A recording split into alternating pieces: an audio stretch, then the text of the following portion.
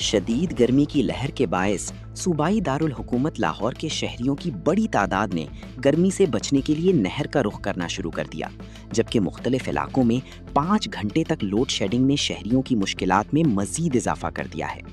بدھ کے روز لاہور میں درجہ حرارت 40 ڈگری سینٹی گریڈ تک پہنچ گیا۔ شہریوں کے مطابق شدید حبس اور بجلی کی مسلسل بندش نے حالات کو انتہائی دشوار بنا دیا ہے، خصوصاً دوپہر کے اوقات میں گرمی کی شدت مزید بڑھ جاتی ہے۔ مقامی افراد کا کہنا ہے کہ شہر کے مختلف رہائشی علاقوں میں روزانہ 5 گھنٹے یا اس سے زائد لوڈ شیڈنگ کی جا رہی ہے، جس کے باعث پنکھے، ایئر کولرز اور ایئر کنڈیشنرز بند ہونے سے معمولات زندگی شدید متاثر ہو رہے ہیں۔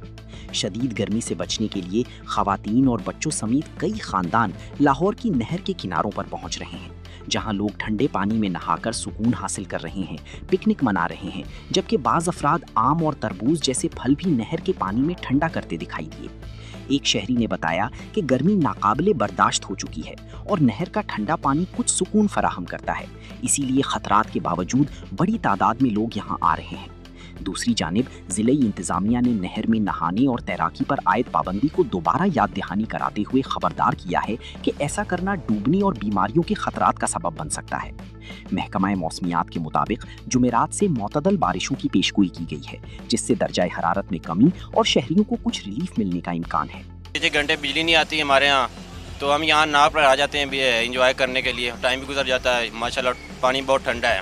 یہ دیکھ لیں، آپ دیکھ سکتے ہیں، ہم سب انجوائے کر رہے ہیں، ٹھیک ہے۔ یہ بھائی وغیرہ لوگ آئے ہوئے ہیں یہاں پہ انجوائے کرنے ہی آئے ہوئے ہیں لوڈ شیڈنگ کی وجہ سے، اور دوسری بات گھروں کے سامنے ہی ہے نہر، نہر پہ آ جاتے ہیں، انجوائے کر لیتے ہیں۔ نہیں آ رہی، کیا کریں، بتی جاتی ہے بہت زیادہ، لوڈنگ والے بندے ہیں، رشکا چلاتے ہیں، بتی پوری ہوگی تو کچھ کریں گے نا۔ یہ چیزیں ہیں، معاملات ہیں، کوئی سہولت ہی نہیں دے رہی عوام کو۔